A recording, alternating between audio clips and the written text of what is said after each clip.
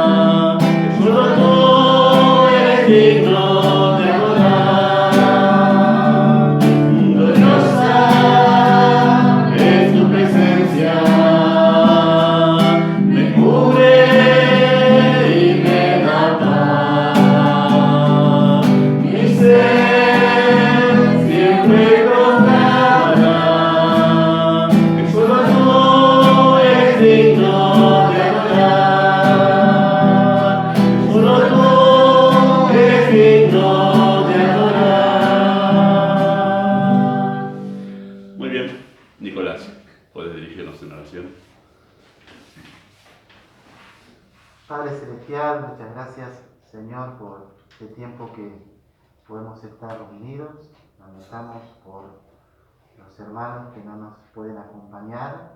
Rogamos, Señor, que pronto pueda solucionarse, que pronto podamos estar juntos como iglesia en su totalidad. Y Padre, gracias por habernos abierto los ojos para entender tu palabra, para entender la obra salvadora del Señor Jesucristo, y ayúdanos, Señor, a recordar en cada momento esta gracia maravillosa para con nosotros, al habernos trasladados de las tinieblas hacia tu luz admirable y hacernos aptos para la herencia con los santos. Señor, ayúdanos, llénanos de este conocimiento y de gratitud, para que en adoración podamos elevar nuestras voces a ti con todo nuestro ser.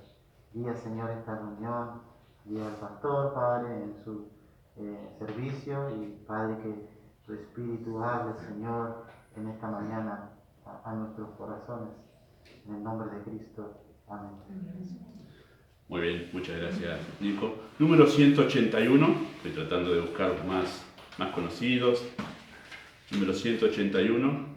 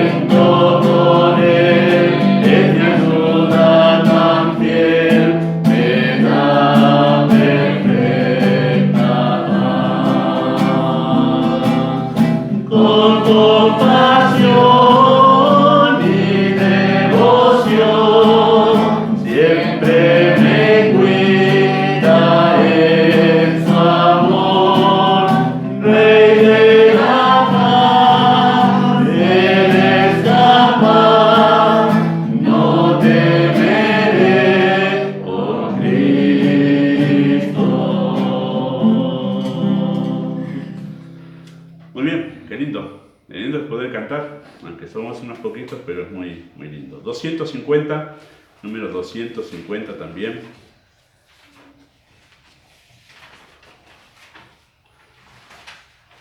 Mientras elegía los coritos ayer, le dije a mi esposa que esto va a ser una reunión retro.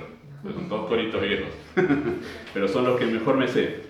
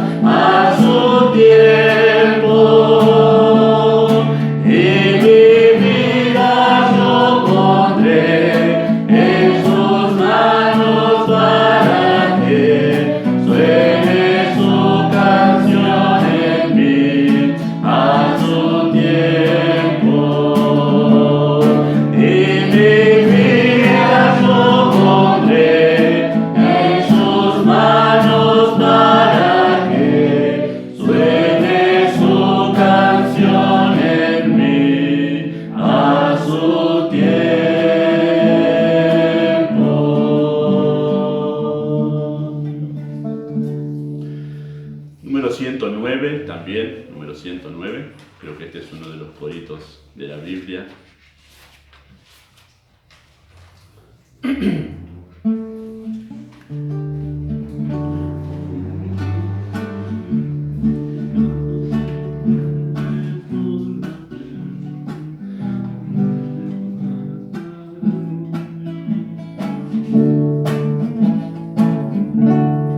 Justificados pues por la fe, tenemos paz para con Dios, por medio de nuestro Señor Jesucristo el Rey, por quien también tenemos entrada por la fe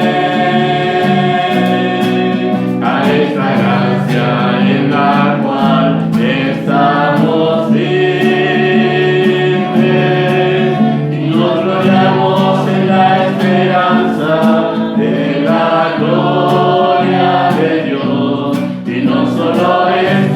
Sino que también en la tribulación, y nos gloriamos en la esperanza de la gloria de Dios, y no solo esto, sino que también en la tribulación.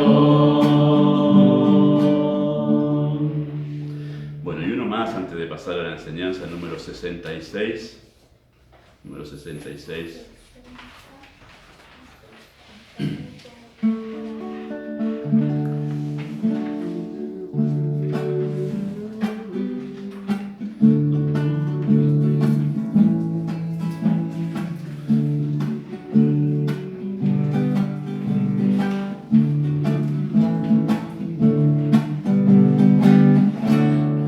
Los que confían en Jehová como el monte de Sion,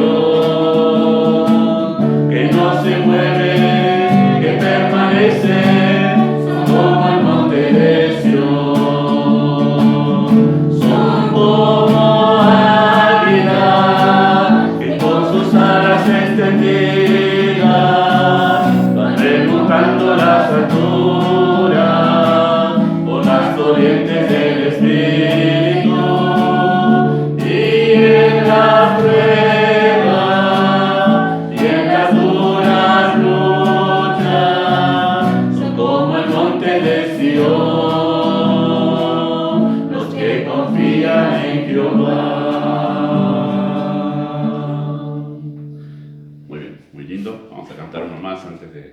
cuando terminemos la reunión, mejor dicho. Bueno, Primera de Pedro, capítulo 1, capítulo 2, perdón, en sus Biblias. Primera de Pedro 2 en sus Biblias.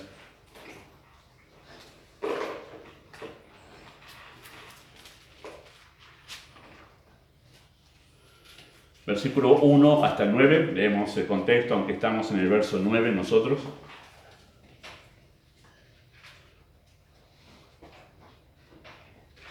Primera de Pedro 2, 1 al 9 dice así: desechando pues toda malicia, todo engaño, hipocresía, envidias y todas las detracciones, desead como niños recién nacidos la leche espiritual no adulterada, para que por ella crezcáis para salvación, si es que habéis gustado la benignidad del Señor, acercándoos a Él, piedra viva, desechada ciertamente por los hombres, mas para Dios escogida y preciosa. Vosotros también, como piedras vivas, sed edificados como casa espiritual y sacerdocio santo, para ofrecer sacrificios espirituales aceptables a Dios por medio de Jesucristo. Por lo cual también contiene la Escritura: y aquí pongo en Sion la piedra principal del ángulo, escogida, preciosa, y el que creyere en él no será avergonzado. Para vosotros, pues, los que creéis, él es precioso. Para los que no creen, la piedra que los edificadores desecharon ha venido a ser cabeza del ángulo, y piedra de tropiezo y roca que hace caer, porque tropiezan en la palabra, siendo desobedientes, a lo cual fueron también destinados. Mas vosotros sois linaje escogido, real sacerdocio, nación santa, pueblo adquirido por Dios, para que anunciéis las virtudes de aquel que os llamó de las tinieblas a su luz admirable. Y versículo 10, ese sumamos hoy: vosotros, que en otro tiempo no erais pueblo, pero que ahora sois pueblo de Dios, que en otro tiempo no habíais alcanzado misericordia, pero ahora habéis alcanzado misericordia. Oramos. Amado Padre Celestial, damos muchas gracias por el tiempo juntos como iglesia, aunque es un número reducido. Es precioso estar como hermanos en la fe, como tu familia, reunidos honrándote a ti. Nos has redimido para esto, para que alabemos tu nombre, para que te adoremos especialmente en tu día, tu casa, con tu iglesia. Hónrate a ti mismo. Lamentamos los problemas, Padre, y la falta de previsión en algunas cosas para que los hermanos puedan aprovechar la reunión, pero pedimos que tú nos ayudes a superar esos problemas y el próximo domingo poder hacer que participen nuestros hermanos también de este tiempo precioso de cánticos, de estudio. Guíanos ahora, obra a través de tu palabra, enséñanos, instrúyenos especialmente a ser instrumentos que podamos ser canales eficaces para que Cristo sea anunciado a aquellos que están preparados para vida eterna aquí en este lugar, en la iglesia, en la zona de Lavallol y aún más allá. Así que usa a tu pueblo, prepáranos, equípanos para ser buenos evangelistas. Pedimos tu dirección en el nombre de Jesús. Amén. Bueno, hoy llegamos nosotros al final, después de creo que 8 mensajes. Este es el 8º mensaje de este texto, de Primera de Pedro 2, 9. Hoy llegamos al final de esta exposición y la idea central de esos 2 versículos, ahora sumamos el 10 porque en realidad está en el hilo del pensamiento, pero la idea central es el evangelismo. De esos 2 versículos que tenemos allí, versículo 9 y versículo 10, la idea central es el evangelismo. Y eso significa que todo el pensamiento de lo que se dice ahí, de esos 2 versículos, gira en torno a la palabra anunciar. Esa es la palabra principal de esos 2 versículos, el verbo principal que, justamente guía todo el pensamiento de lo que allí se dice. Y la idea sería así, de esos 2 versículos. La idea se desarrolla así, lo que Pedro está diciendo: que anunciamos el Evangelio debido a que somos linaje escogido, real sacerdocio y nación santa, pueblo adquirido por Dios. Eso sería el por qué anunciamos. También anunciamos un evangelio que contiene las virtudes, el llamado y el desafío de Cristo. Este es el qué anunciamos. Y el verso 10, el que vamos a ver en esta mañana con la ayuda del Señor, el verso 10 nos dice a nosotros que anunciamos el evangelio como personas que han alcanzado misericordia. Y este es el cómo nosotros anunciamos el evangelio. El énfasis del texto de ese versículo 10 una vez más está en lo que nosotros somos. Noten eso, noten el versículo 10, dice, vosotros que en otro tiempo no erais pueblo, pero que ahora sois pueblo de Dios, que en otro tiempo no habíais alcanzado misericordia, pero ahora habéis alcanzado misericordia. Hay un acento de Pedro ahí que tiene que ver con lo que dijo al principio del versículo 9, y es el acento sobre lo que nosotros somos en Cristo. Hay un acento ahí sobre lo que nosotros somos. Y parece ser como que Pedro terminó la idea, pareciera ser cuando uno está leyendo, uno imaginándose a Pedro hablando sobre esto, y parece ser que termina ahí en versículo 9 diciendo, para anunciar las virtudes de aquel que nos llamó de las tinieblas a la luz admirable, vosotros, como haciendo un acento más en lo que nosotros somos en Cristo. Así que está una vez más ese acento en el texto, lo que nosotros éramos y lo que ahora somos en Cristo. ¿Y qué somos ahora? Bueno, Pedro dice allí que somos personas que hemos alcanzado misericordia. Y esa posición de personas que han alcanzado misericordia, justamente en Cristo, es la base para el tipo de evangelismo que debemos hacer. Y eso determina dos cosas. Lo que Pedro dice aquí en cuanto a esa posición determina dos cosas, por lo menos para este sermón. Podemos encontrar algunas más, pero sería más largo el sermón. Dos cosas determina esta verdad, que somos personas que hemos alcanzado misericordia. En primer lugar, eso determina nuestra motivación en el evangelismo. Determina nuestra motivación en el evangelismo. La misericordia de Dios debe ser nuestra motivación para anunciar a otros a Cristo. ¿Por qué? ¿Por qué esta debe ser nuestra motivación? Debería ser nuestro estímulo para el evangelismo. Bueno, porque su misericordia nos deja ver a nosotros la grandeza de su amor por nuestras almas. La misericordia, queridos hermanos, refiere a la manera en que Dios nos salvó. Hay un acento ahí. Cuando se trata sobre la misericordia de Dios en la salvación, hay un énfasis en el tema de la forma en que Dios nos ha salvado. Hace referencia a la compasión expresada en ternura, gentileza y comprensión de Dios para con los que Él ha elegido para salvación. Eso significa esto, que Dios no solo nos salvó, sino que nos salvó de manera apasionada y de manera sentida. Ese es el punto de la misericordia de Dios en la salvación. Habla de cómo Dios nos ha salvado. Una cosa es que Dios diga, bueno, los salvo, pasen todos, ustedes son los redimidos, pasen para acá. Pero la misericordia muestra otra cosa. Muestra el cariño, la atención, la ternura de Dios al salvarnos. Tan preciadas resultaron nuestras almas para su corazón, que fue muy cuidadoso Dios para llamarnos al arrepentimiento. Pablo dice en Romanos 2 que lo hizo de manera benigna. Cuando él habla acerca de aquellos que están endurecidos contra el Evangelio, Pablo dice, ignoras que su benignidad te guía al arrepentimiento.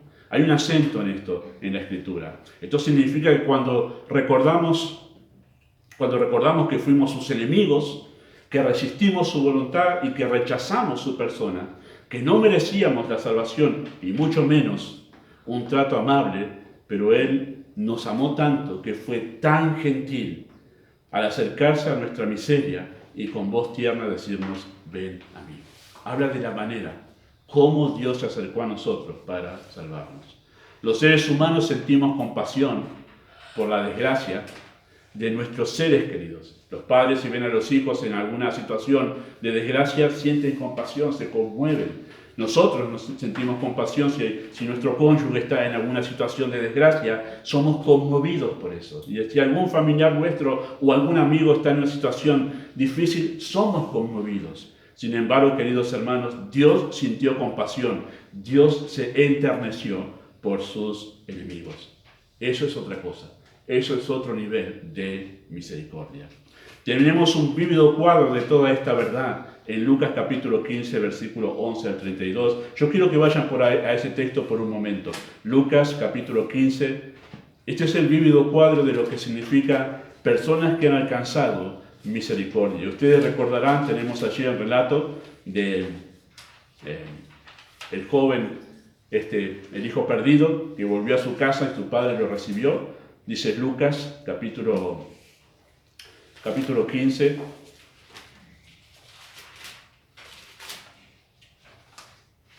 versículo 11, dice así de esta manera, también dijo, un hombre tenía 2 hijos. Y el menor de ellos dijo a su padre: Padre, dame la parte de los bienes que me corresponde, y les repartió los bienes. No muchos días después, juntándolos todo, el hijo menor se fue a una provincia apartada y allí desperdició sus bienes viviendo perdidamente. Cuando todo lo hubo malgastado, vino una gran hambre en aquella provincia y comenzó a faltarle. Y fue y se arrimó a uno de los ciudadanos de aquella tierra, el cual le envió a su hacienda para que apacentase cerdos. Deseaba llenar su vientre de las algarrobas que comían los cerdos, pero nadie le daba. Y volviendo en sí, dijo: ¿Cuántos jornaleros en casa de mi padre tienen abundancia de pan y yo aquí perezco de hambre? Me levantaré, iré a mi padre y le diré: Padre, he pecado contra el cielo y contra ti, ya no soy digno de ser llamado tu hijo, hazme como a uno de tus jornaleros. Levantándose, vino a su padre, y cuando aún estaba lejos, lo vio su padre, fue movido a misericordia, y corrió y se echó sobre su cuello y le besó. Interesante, el relato sigue, es muy conocido, poniendo después un vestido sobre él y anillo en su mano, y después hizo una fiesta. Tenemos ahí, queridos hermanos, el vívido cuadro de cómo Dios nos ha salvado, de la misericordia de Dios al salvarnos. Cuando aquel hijo rebelde, que habiendo rechazado a su padre, habiendo malgastado sus bienes, habiendo ensuciado el nombre de la familia y habiendo llegado a una situación miserable, volvió arrepentido. Su padre, cuando lo vio, fue movido a misericordia. ¿Y qué hizo cuando fue movido a misericordia? Corrió, se echó sobre su cuello y le besó. No solamente le dijo: bueno, ya que volviste arrepentido, dale, pasá por acá, está todo arreglado, no hablemos más, te perdono. No fue eso. Sencillamente se echó sobre su cuello y le besó. Cuánta ternura en ese encuentro. Esa es la diferencia entre manifestar bondad y manifestar misericordia. La misericordia tiene un condimento más, que es las emociones involucradas en el acto de hacer un favor a los demás, en el acto de hacer un favor a aquellos que no lo merecen. No comenzó el padre, cuando llegó este hijo, a recriminarle todo el dolor que había causado. No lo hizo entrar por la puerta de atrás a la casa y dale, vos das vergüenza a la familia. No lo expuso haciéndolo caminar con sus vestidos andrajosos a la vista de todos. Lo vistió con el mejor vestido y puso anillo en su mano, elevándolo a un sitio de honor. Esto hizo el padre con ese hijo rebelde, ese hijo insolente que había ensuciado el nombre de la familia, pero cuando volvió arrepentido, su padre lo recibió movido a misericordia. ¿Acaso todo lo que hizo el padre al recibirlo era porque el hijo lo merecía? De ninguna manera. No merecía ningún tipo de bondad, ni tampoco tanta honra. De ninguna manera hizo esto el padre por esa situación, por esas razones, sino porque él era un padre misericordioso. Porque él es misericordioso, recibió a su hijo de esta manera. Es interesante que al recordar lo misericordioso que era su padre, fue justamente eso lo que impulsó a este hijo, o el corazón de este hijo, al volver a él. Noten lo que dice el versículo 17.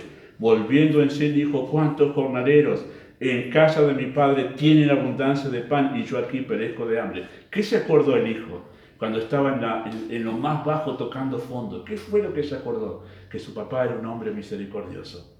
Dice: los jornaleros no eran ni siquiera los siervos. Los siervos son los que estaban en la casa con él, vivían con él, comían en su casa, su padre los sustentaba, pero el jornalero era el que iba por día. Era aquel que no tenía nada en la sociedad judía, e iba y solamente agarraba una changa de un día.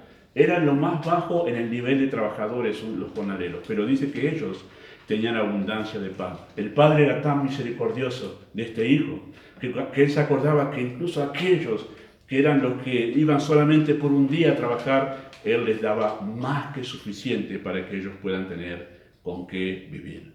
Se acordó de la misericordia de su padre, y eso conmovió su corazón para que volviese a él. Así de misericordioso y compasivo, queridos hermanos, ha sido Dios al salvarnos. Demostró la profundidad de su gran amor para con nosotros.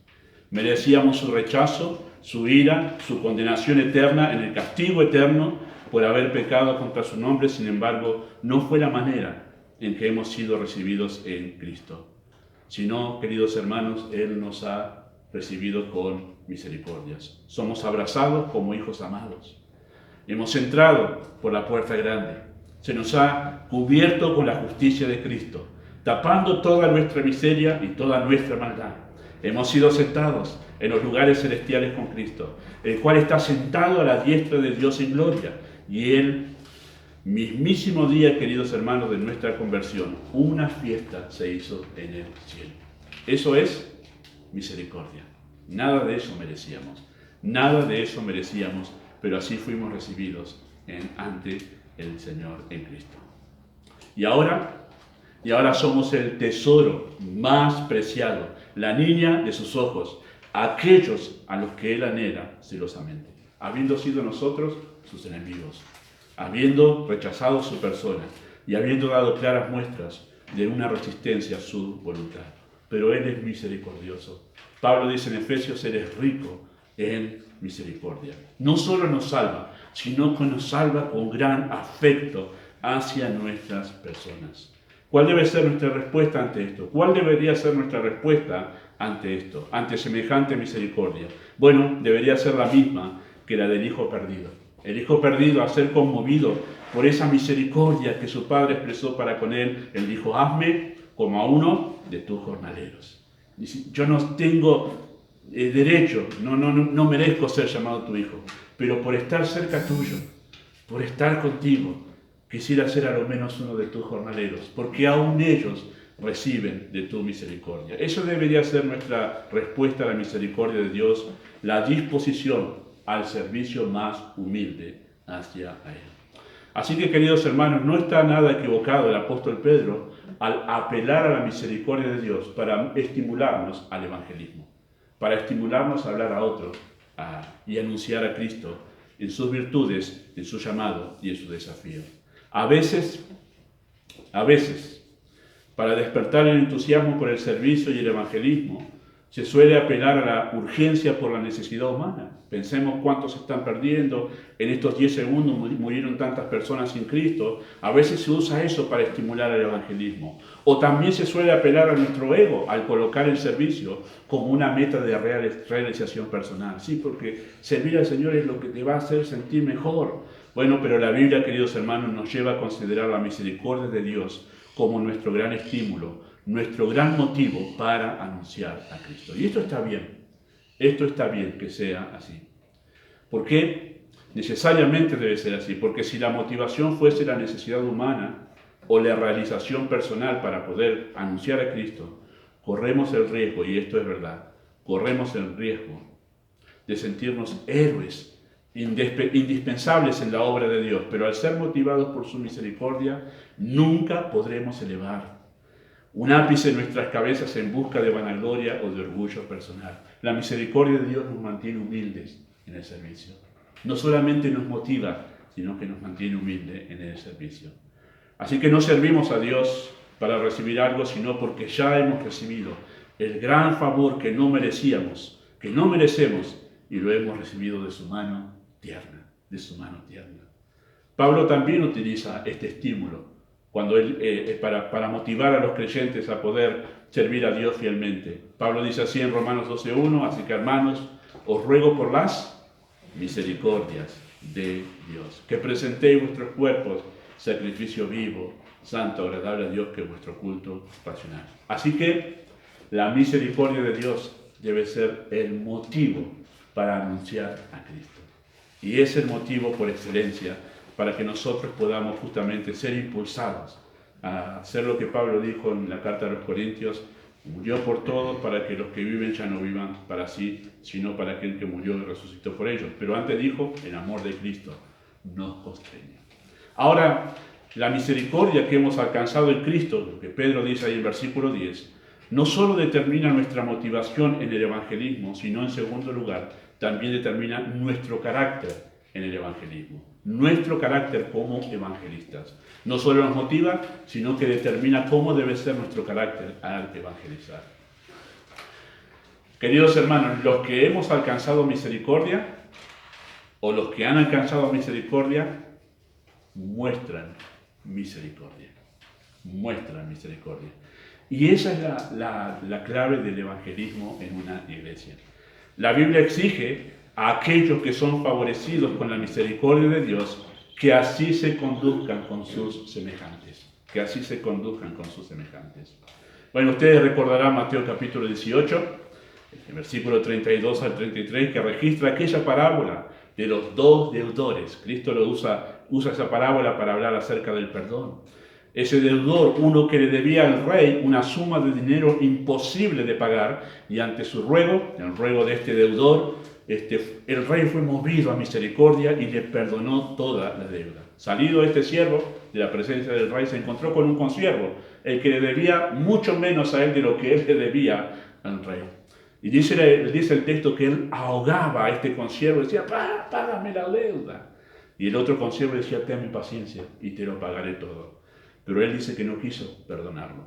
Bueno, cuando el rey se enteró de esto, dijo esto: siervo malvado, toda aquella deuda te perdoné porque me rogaste. ¿No debías tú también tener misericordia de tu consiervo como yo tuve misericordia de ti? Bueno, esa es la ecuación. Esa es la ecuación. Los que reciben misericordia están obligados a mostrar misericordia para con los demás, sus semejantes. Se espera de nosotros que seamos misericordiosos con todos, pero hermanos, especialmente, y acá está el acento, especialmente con los que no conocen a Dios. La misericordia va a ser el lazo, el puente, que va a hacer que aquellos que no conocen a Cristo se puedan acercar a Él en arrepentimiento y fe. ¿Por qué? ¿De qué manera? ¿De qué manera podemos mostrar misericordia? Ustedes pueden añadir mucho más, pero hay tres cosas que me gustaría hacer el acento con ustedes en cuanto al carácter misericordioso que debemos mostrar al evangelizar. Y pongo el acento al evangelizar. Ustedes pueden aplicar esto después de la vida cristiana, la relación con los creyentes, pero el punto aquí es el evangelismo. En primer lugar, nosotros podemos mostrar misericordia, queridos hermanos, teniendo empatía con las personas que no conocen al Señor. ¿Qué significa tener empatía? Significa que podemos ponernos en el lugar del otro. Podemos ponernos en el lugar del otro. Si quieren pueden buscarlo. Tito capítulo 3, en sus Biblias, versículo 1 al 3. Pablo justamente recurre a esto, a la empatía, para enseñarles a los creyentes cómo ellos deben tratar a los incrédulos. Dice Tito capítulo 3, versículo 1 hasta el 3. Dice de esta manera: recuérdales, Pablo le dice a Tito, ¿no? Recuérdale a los creyentes que se sujeten a los gobernantes y autoridades, que obedezcan, que estén dispuestos a toda buena obra, que a nadie difamen, que no sean pendencieros, sino amables, mostrando toda mansedumbre para con todos los hombres. Esa es misericordia. Eso es misericordia. Pero ¿por qué debemos mostrar esa misericordia para con todos los hombres? Versículo 3. Porque nosotros también éramos en otro tiempo insensatos, rebeldes, extraviados, esclavos de concupiscencias y deleites diversos, viviendo en malicia y envidia, aborrecibles y aborreciéndonos unos a otros. Pero cuando se manifestó la bondad de Dios, nos cambió por su gracia, pero no por nuestras obras. Interesante lo que dice Pablo allí. Nosotros debemos ser amables, debemos ser tiernos con las personas, debemos ser mansos, debemos ser pacientes. Eso es misericordia. ¿Por qué? Porque nosotros antes éramos iguales a ellos. Estábamos en la misma situación. Recordar eso es mostrar empatía. Es mostrar empatía. Recordar que nosotros éramos iguales o peores que los que no conocen al Señor ayudará a tratarlos con empatía, queridos hermanos. Ponernos en su lugar sería la expresión, y evitar ser crueles e indiferentes con los incrédulos. Y esto es lamentable, que es verdad. No son pocos los cristianos que se vuelven crueles e indiferentes con los no creyentes por su condición de no creyentes. Pero Pablo dice, no se olviden, ustedes estaban ahí, estaban del otro lado en algún momento. Y Dios tuvo misericordia de ustedes. Ustedes deberían actuar recordando eso. Algunos creyentes se olvidan lo que significa vivir sin Cristo. Y se vuelven impacientes, irritables y legalistas con los no salvos. Este es un problema serio de la cristiandad en el evangelismo. Nos volvemos impacientes, ya no soporto más a los compañeros míos de trabajo, la vida como que nunca estuvimos ahí. como que nunca fuimos incrédulos, como que nunca éramos como Él, éramos iguales. Estábamos perdidos sin Cristo y también éramos así. Oh, ya no soporto más la manera que hablan. Podemos no estar aprobando la manera en que hablan los incrédulos, pero después volvernos ahí como delicados espiritualmente hablando, como diciendo, yo jamás, éramos iguales. Éramos iguales, eso debe llevarnos a nosotros a ser pacientes con ellos. La empatía, no puedo estar, ¿no? Esto se escucha mucho, no, yo no puedo estar con tales parientes míos porque ellos escuchan tal música, ellos hablan. Hermanos, éramos iguales. Éramos iguales, estábamos en esa misma situación. La empatía nos permite tener presente que los incrédulos no desean a Dios, no tienen capacidad para obedecerle, no tienen capacidad para entender la verdad. Pecar es parte de su forma de vida, en lo más natural para ellos, hasta que el Señor realmente trae luz, la luz del Evangelio, y ahí se produce un cambio. Pero antes no. Y deberíamos tener eso presente nosotros para poder tener empatía con ellos. ¿Cómo nos acercamos a sus vidas? Por eso se espera de nosotros la paciencia amorosa de quienes han recibido misericordia, porque sabemos lo que significa estar sin Cristo. Yo, cada tanto, me viene a la mente, sentado ahí distraído, mirando alguna pared, pensando, ¿dónde estaría ahora si el Señor no me hubiese salvado? ¿Dónde estaría ahora si el Señor no me hubiese salvado? Considerando que era mi momento sin Cristo antes de conocerlo, creo que no estaría acá. Yo me hubiese suicidado por mi perspectiva que tenía de la existencia. Creo que no estaría vivo. Me hubiese suicidado, sin Cristo hubiese ido a la eternidad. Así muchos pueden imaginar, ¿dónde estaría yo? ¿Dónde estaría sin Cristo? Bueno, seguiría el mismo camino que los demás. Eso debería ayudarnos a nosotros a ser pacientes con los incrédulos. Los creyentes, si no tenemos misericordia, podemos llegar a ser muy crueles con los incrédulos, así como aquel fariseo que oraba en el templo puesto en pie diciendo, te doy gracias, que no soy como los demás hombres, ladrones, injustos, ni adúlteros, doy diezmo de todo y ayuno 2 veces a la semana. A veces parece así que los creyentes que usan esa frase, a cierto grupo social, habría que ponerlos a todos contra la pared y dispararles. Como para limpiar la sociedad. Nosotros éramos iguales, hermanos. Éramos iguales. Y eso no es misericordia. Y es lamentable que los creyentes digan eso. Quizás debemos hacer propias las palabras de Pablo cuando siendo ya un hombre anciano dijo esto. Doy gracias al que me fortaleció, a Cristo Jesús, Señor nuestro, porque me tuvo por fiel poniéndome en el ministerio, habiendo yo sido ¿qué? Yo era una excelente persona, yo era blasfemo, perseguidor, injuriador, mas fui recibido a misericordia. Él me recibió tiernamente, porque lo hice por ignorancia ni incredulidad. Dios entendió la situación en que yo estaba, entendió mi debilidad, entendió mi pecado, entendió por qué hacía eso y me recibió misericordia. La gracia de nuestro Señor fue más abundante con la fe y el amor en Cristo Jesús. Palabra fiel y digna de ser recibida por todos, que Cristo Jesús vino al mundo para salvar a los pecadores, de los cuales yo soy el primero. Pero fui recibido a misericordia, una vez más hace el acento Pablo ahí, para que Jesucristo mostrase en mí el primero toda su clemencia, para ejemplo de los que habían de creer en Él para vida eterna. Eso es 1 Timoteo 1:12-16. Así que en lugar de colocarnos, queridos hermanos, como jueces con malos pensamientos, debemos acercarnos tiernamente a los creyentes, a los no creyentes, y decirles, yo era así, ¿sabes? Yo era así. Y el Señor ha tenido misericordia de mí y me ha salvado. Y me ha salvado. En lugar de mostrarnos indiferentes, distantes, despreciativos, mostrarnos a veces hasta un poco asquerosos con ellos, debemos tener cuidado. Alguien me ha preguntado en algún momento, pastor, ¿cómo debemos tratar a las personas homosexuales? Mi respuesta fue como a cualquier otra persona, amándolos en Cristo. Algunos creyentes interpretan mal ese texto de Pablo hablando en la iglesia en Corintio acerca de aquellos que tenían desviaciones sexuales y dicen, y aún comáis con ellos. Ojo, Pablo está hablando ahí de personas que dicen ser creyentes y mantienen ciertas conductas. Pero dice en cuanto a los demás, a los de afuera, que tienen diferentes, no solamente eso, sino cualquier otra diferente conducta que tiene que ver con el pecado, a ellos hay que mostrarles misericordia y amor. Hay que saludarlos, hablarles, entablar lazos cordiales, amigables con ellos para poder hablarles del amor de Cristo. Debemos tener cuidado con algunas tendencias porque no marcan más que una irritación personal y no una verdad teológica, sino que realmente tiene que ver con la molestia que uno tiene con esas cosas por el fariseo que uno lleva adentro. Todos llevamos un fariseo adentro, que a veces se nos escapa. Y a veces se pone a levantar el dedo y digo, mi vecino no sabe, yo era igual. Yo era igual. Empatía, hermanos. Empatía es lo que hace falta para mostrar misericordia en el evangelismo.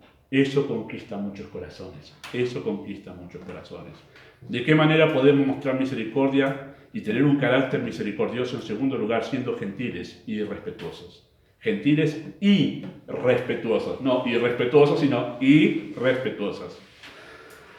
Primera de Pedro 3:15 dice así: Estad siempre preparados para presentar defensa.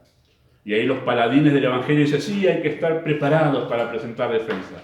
Ojo, añade algo más Pedro, con mansedumbre y reverencia ante todo aquel que os demande razón de la esperanza que hay en vosotros. Con mansedumbre y reverencia. Queridos hermanos, no solo por naturaleza, sino también por cultura, tendemos a ser insolentemente irrespetuosos. Es parte de nuestra naturaleza caída ser irrespetuosos. Tendemos a ser irrespetuosos y prepotentes. Porque justamente la mala educación tiene que ver, o la falta de educación, o de gentileza, y amabilidad, tiene que ver con el pecado, tiene que ver con el orgullo. El orgullo es el que da justamente lugar a la falta de amabilidad y respeto. Tiene que ver con nuestra naturaleza caída. Las malas maneras, las palabras hirientes, los gestos groseros, las miradas amenazantes, las palabras prepotentes, la predisposición a ir al choque y siempre listos a sacar la espada, están a la orden del día en no pocos creyentes que salen a evangelizar. Es moneda corriente eso. Y por eso Pedro nos exhorta a ser mansos. La palabra manso ahí se traduce como tener dulzura. Esa palabra que usa Pablo allí, con mansedumbre, tener dulzura. Y ser reverentes, la palabra en griego es phobos, que tiene que ver con el hecho del respeto a la persona. Acercarnos con respeto ante los incrédulos, ¿no? A la hora de dar testimonio de la fe en Cristo. Debemos ser sumamente cuidadosos en este aspecto, hermanos, porque no son pocos los casos en que la verdad del Evangelio es opacada por el testimonio de creyentes poco amables. Si existiese, hermanos, si existiese algo que podríamos calificar como un método de atracción, si existiese algo así en la Escritura para que las personas vengan al Evangelio, ese método sería la gentileza y el respeto. Gentileza y respeto conquistan muchos corazones. Los buenos modos atraen a las personas. Pero la gentileza no debe ser un método, debe ser parte del carácter del creyente. O sea, no soy amable la sonrisa solo cuando entrego un folleto. Debo ser amable siempre, en todo momento. Porque no va a faltar, y ya ha sucedido así, creyentes que son sonrientes a la hora de repartir un folleto, pero esta misma persona que recibe el folleto va y encuentra a este creyente que es empleado de un banco y va a hacer un trámite y lo encuentra con otra cara, con otra actitud, con otra forma. Y dice, bueno, al final, por eso, queridos hermanos, debe ser parte del carácter de la amabilidad. Bueno, estos textos afirman esta verdad, ¿sí? Estos textos afirman esta verdad.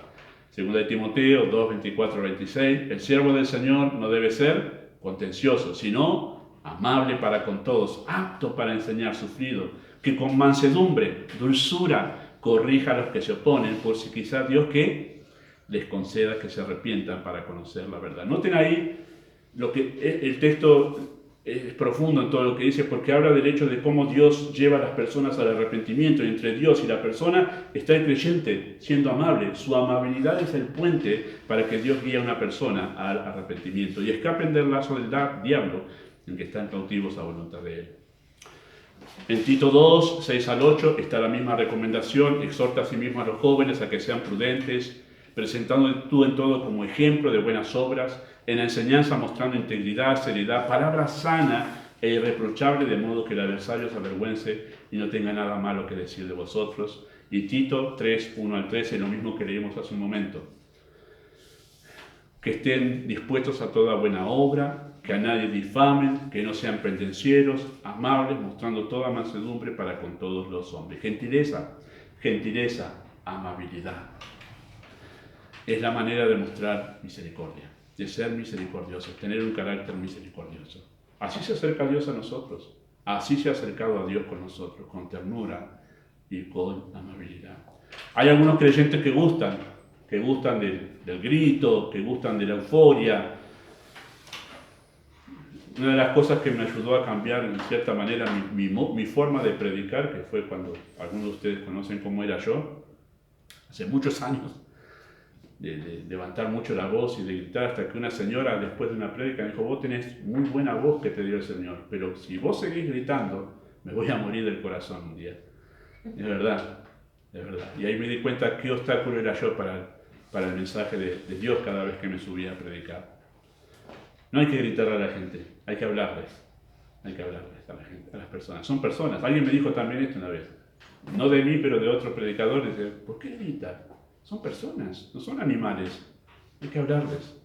Por eso, queridos hermanos, todo esto entra dentro de esta cualidad de carácter de misericordia. No debemos confundir el ser confrontativo con ser irrespetuosos. A veces pensamos que ser confrontativo es ser irrespetuoso con las personas. No, el mensaje del Evangelio por sí mismo ya confronta a la persona con su pecado, pero eso no significa que debemos ser irrespetuosos y maleducados.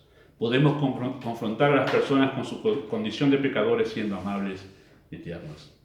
Esto se aplica a ciertas iniciativas irrespetuosas, como el querer entrar en alguna congregación que enseñe falsa doctrina y nosotros irrumpimos porque queremos anunciar la verdad y sacarlos del engaño. Más de uno ha pasado que ha tenido esa iniciativa, sintiéndose un Gedeón, sintiéndose un Elías, y dice: no, yo voy a entrar en la iglesia tal porque ahí están en el engaño y yo voy a pararme y decirle a fulano, al que está dirigiendo: esto es un engaño, entrar y irrumpir. Bueno, eso es ser maleducado, eso es ser irrespetuosos. Imagínense si pasase acá. Si alguien viene de afuera, dice: ustedes están en el engaño, y de repente interrumpe ahora la reunión porque él cree que está en la verdad. ¿Qué diríamos de eso? Momento. Espera que termine la reunión. Si quiere hablar, hablemos, no nos grite. Intercambiamos opiniones, pensamientos. Bueno, haríamos eso. Por eso es que no es nada valiente ni tampoco nada de fe entrar a un lugar e irrumpir, y porque pensamos que están en el engaño y para sacarlos de ese error, ¿no? Debemos ser como Cristo, que cuando entró en la sinagoga para dar inicio a su ministerio, no irrumpió de forma grotesca, pisoteando a todos, respetó el lugar de los líderes en esa sinagoga y también a las personas, y esperó hasta que se le dice: bueno, pasá y lee. Se ve que estaba acostumbrado a eso, y hasta que no le dieron ese permiso, él no se subió. No sé si había un púlpito ahí, quizás sí, porque ya Nehemías lo había establecido. Capaz había un púlpito, abrió el rollo y dijo lo que tenía que decir. Respeto de los lugares y de las personas. Esto también es aplicable a las iniciativas de denuncia de ciertos pecados que dominan la tendencia cultural. Cuando hacemos eso, más que predicar el Evangelio, nos estamos poniendo como moralistas y estamos comunicando un Evangelio falso. Y me refiero con esto específicamente, hermanos, a esa tendencia tan acentuada que hay hoy en día en hablar en contra de la homosexualidad específicamente y todo lo que tiene que ver con esos pecados. Ahora, yo creo todo lo que la Biblia dice sobre eso, de verdad. Y si el pasaje me tocase enseñar algo que el pasaje enseña sobre eso, lo enseño. Pero cuidado con estar evangelizando y haciendo un hincapié en ciertos pecados, porque muchas personas que no tienen ese tipo de conductas también se van al infierno si no tienen a Cristo. No por dejar esa conducta uno es salvo. Uno es salvo porque viene a Cristo, sigue a Cristo en arrepentimiento y fe. O una adicción, hacer hincapié en alguna adicción. Y estar enfocados como el caballo de batalla en el evangelismo. Y sacar versículos que hagan hincapié sobre ese asunto. Cuidado, porque hay muchas personas que no tienen adicciones de ningún tipo, sin embargo, si no tienen a Cristo, igual están perdidos. Y este es un problema serio en cuanto al evangelismo, de la falta de tacto y a veces provocar a las personas innecesariamente. Así que debemos tener mucho cuidado, porque no era el evangelismo que hacía Cristo. Él tenía mucho cuidado en el trato con las personas. Nuestra gentileza debe ser conocida, y ojo, no estoy aprobando nada de esas cuestiones. Lo que estoy diciendo es que debemos tener cuidado cómo nos acercamos a las personas. Nuestra gentileza debe ser conocida por todas las personas, y eso incluye a los incrédulos. Y esto también es aplicable, esta verdad, a aquellos creyentes que entran en discusiones y peleas por asuntos de este mundo y luego quieren hablarles del amor de Dios a aquellos con los que se pelearon. ¿Sí? Discuten sobre política, especialmente por la red social, y después el Señor te ama, cree en Cristo para salvación. Guarda con esas cuestiones porque estamos no adornando la doctrina del Evangelio. Todo tiene que ser hecho con amabilidad y gentileza. En lo que depende de nosotros, debemos estar en paz con todas las personas. ¿Cómo podemos estar en paz? Siendo amables, siendo gentiles y siendo respetuosos. Esa es la manera de estar en paz con todas las personas. Y en último lugar, queridos hermanos, ¿de qué manera podemos mostrar misericordia, tener un carácter misericordioso? Siendo imparcialmente hospitalarios. Es la manera que encontré de expresar esto y ahora lo van a entender cuando lo explique, creo yo. La idea de hospitalidad, queridos hermanos, en la Biblia, en el contexto del Nuevo Testamento, va más allá que recibir a alguien en la casa. Si ser hospitalario, a veces decimos, bueno, recibe en la casa. Va más allá la idea y tiene que ver con ser imparciales a la hora de tratar con las personas. Y refiere a no hacer distinción de personas. Eso es misericordia. No hacer distinción de personas, eso es misericordia. Busquen ahí Mateo 9. Busquen Mateo capítulo 9, versículo 13. Hoy los hago buscar, me siento como que estamos más distendidos y los hago buscar los pasajes. ¿Sí? Ténganme paciencia con eso. Quiero que lo lean ahí, Mateo capítulo 9.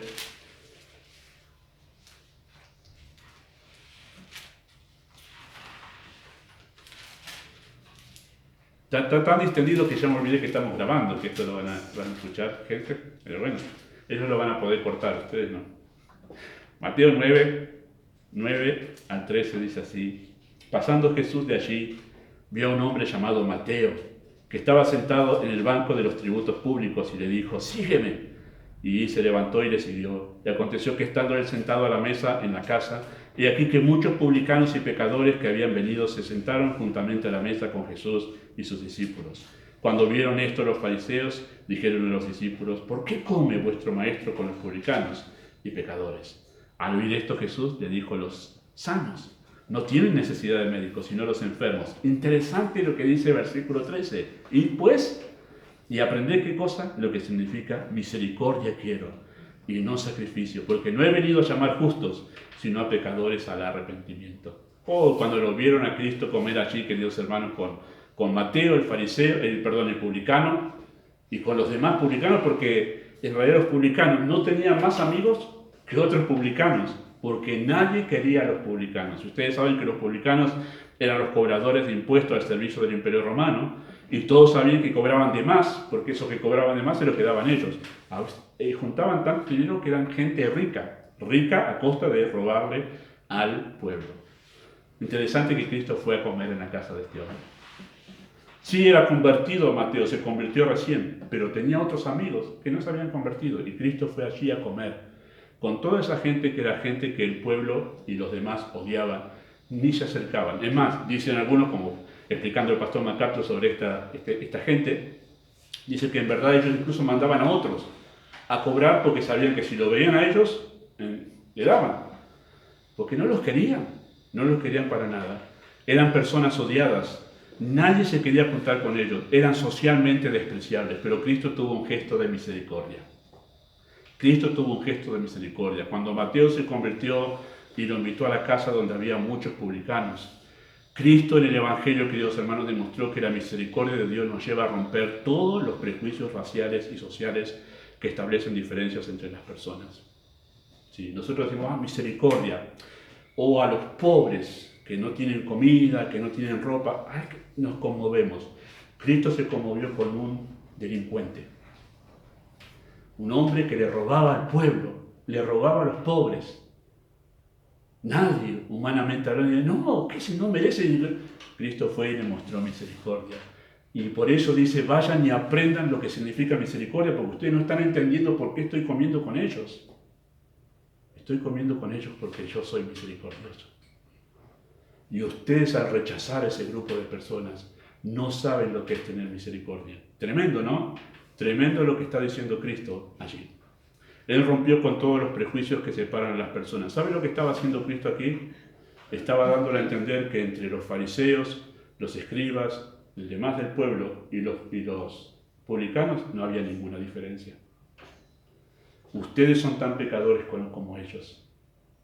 Por eso estoy con ellos y por eso estoy con ustedes también. Tremendo, ¿no? Cuando nosotros hacemos esas diferencias raciales, ideológicas o cualquier otra diferencia con las personas, nos estamos poniendo un escalón más arriba que ellos. Estamos diciendo, yo no soy tan malo como para juntarme con ellos. Yo soy un poquito mejor. Eso es lo que estamos haciendo. Y Cristo rompió con todo eso.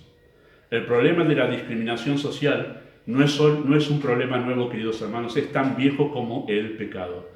En el tiempo de Cristo los fariseos despreciaban a los publicanos, los judíos despreciaban a los samaritanos y a todo aquel que no fuese judío, los hombres despreciaban a las mujeres y los amos despreciaban a sus esclavos. El problema racial o de discriminación existió siempre porque tiene que ver con el pecado.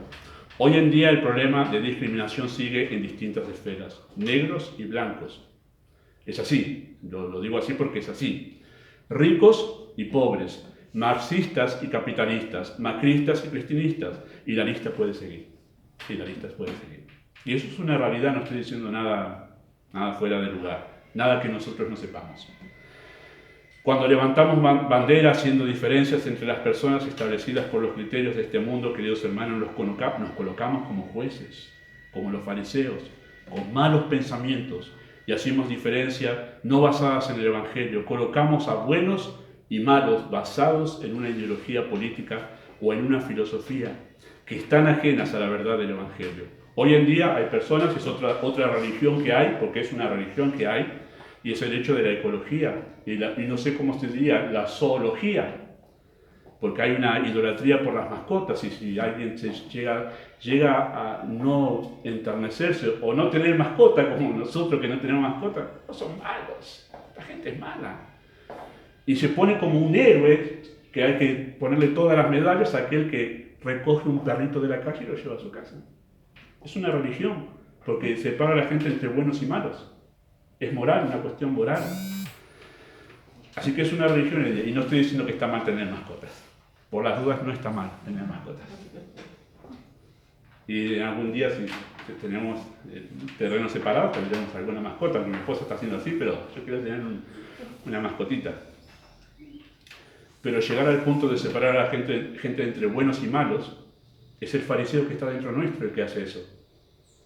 El que dice, yo soy mejor porque no sabe, lo tengo como que es de mi familia, mi perrito, mi gatito, mi lorito, lo que sea.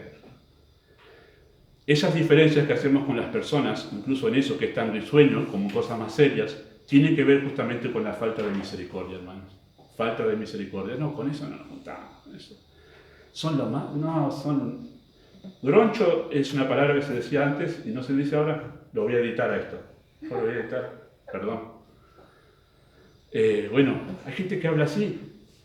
Son así. ¿Cómo? Separamos a la gente haciendo diferencias, colocándonos en un lugar más alto. Ante Dios somos todos pecadores, necesitamos de la misma misericordia en el Evangelio, esta es la verdad. Por esta razón el creyente no debería levantar banderas por ninguna causa humana que lo lleve a marcar diferencia entre las personas basados en criterios antibíblicos. El gran problema, queridos hermanos, en nuestra cultura latina es el problema serio entre los dos bandos, entre pobres y ricos. Los dos se elevan en contra uno del otro, diciendo ellos son malos y el otro dice no, ellos son malos. Nosotros somos buenos y ellos son malos. De los dos lados. De los dos lados. ¿Qué hizo eso? Las ideologías políticas han llevado a cultivar una idea de moral relacionada con la riqueza y la pobreza. Debieran recordar esos creyentes que ha habido muchos creyentes ricos en la Escritura. Cristo rompió con todas esas diferencias sociales que separaban a las personas. Él estuvo con los pobres y desamparados en la sociedad, y eso lo sabemos. Pero también estuvo con los enfermos y los angustiados. Incluso Él estuvo con los escribas, sacerdotes y fariseos. Se pudo sentar con Nicodemo y amarlo, llevándolo al arrepentimiento y a la fe. Pudo anunciar el Evangelio a un tal José de Arimatea, miembro del concilio. Pudo estar en la sencilla casa de María y de Marta, pero también pudo estar en la casa de Zaqueo, que era otro publicano. Fue llamado amigo de pecadores y de publicanos, Cristo. ¿Se acuerdan? Pero lo decían de forma despreciativa. ¿Por qué dijeron que era amigo de publicanos y pecadores? Porque Él trataba a ellos con cariño. y con afecto, con afecto. Quiero hacer una aclaración aquí. Nunca Cristo estuvo en lugares de moral baja ni en templos idolátricos. Porque algunos usando esto dicen, no, tenemos que ir a los boliches bailables para testificarle ahí. Bueno, no, Cristo nunca entró a esos lugares, por las dudas. Pudo ver al delincuente sufriendo la pena de muerte y amarlo al punto de llevarlo a la salvación. Más que métodos, finalmente, hermanos, más que métodos y estrategias de evangelismo, necesitamos cultivar un carácter misericordioso y compasivo para que la benignidad de Dios, la que guía a los pecadores al arrepentimiento, se manifieste a través de nosotros. Él atrae a los perdidos hacia Cristo con cuerdas humanas, con cuerdas de amor. Esas cuerdas humanas somos nosotros. Con personas que aman a personas mostrándoles misericordia. El lugar por donde debemos comenzar, queridos hermanos, a mostrar esa misericordia es en casa. Es en casa. La queja más común que se encuentran entre los familiares de los creyentes incrédulos: pastor, él va a su iglesia, él allá canta y ama a los hermanos, pero usted no sabe lo que es en casa. Hay que empezar en casa a mostrar misericordia, a ser tiernos con los que están en casa, amables, para llevarlos a Cristo, llevarlos al arrepentimiento y a la fe. Señor, bendiga su palabra. Aquí damos un fin a esta parte de evangelismo como la función de la iglesia. Solamente quedan algunas acotaciones más la semana que viene, Dios mediante, y después pasamos y avanzamos en este estudio de la doctrina de la iglesia. Señor, nos ayude, queridos hermanos. Creo que esto es el punto clave de nuestra iglesia. La clase de personas que somos con los incrédulos, cómo los tratamos a ellos, cómo ellos pueden ver la misericordia y la ternura de Dios a través de nosotros. No es tarea fácil, no es tarea fácil, pero nos ayuda mucho a ver la misericordia que Dios tuvo con nosotros. Muy bien, oramos. Amado Padre Celestial, usa tu palabra en nuestros corazones, pero también pedimos que tú bendigas cuando nuestros hermanos puedan escuchar tu palabra, la iglesia, ser instruida en esta verdad. Deseamos tener una iglesia que refleje el carácter de Cristo y el carácter amoroso de Cristo para con los demás, especialmente para los que no te conocen, y ellos puedan venir, sentirse aceptados en Cristo a través de nosotros. Pedimos que tú transformes esta iglesia en una iglesia misericordiosa, especialmente con los incrédulos. Pedimos tu bendición en nombre de Jesús. Amén. Vamos a cantar uno más para dar un cierre al tiempo de la reunión.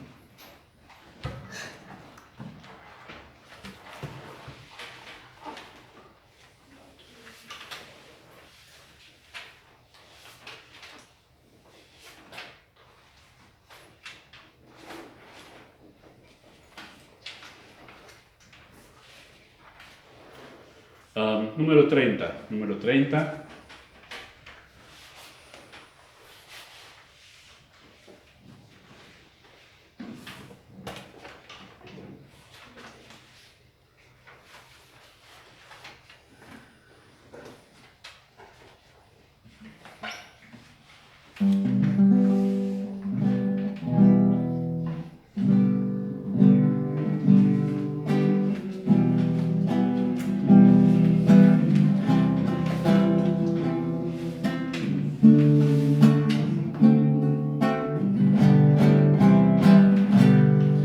Pacientemente espera Jehová, sé que no haré oyó mi clamor del pozo de desesperación. Él me hizo sacar, puso mis pies sobre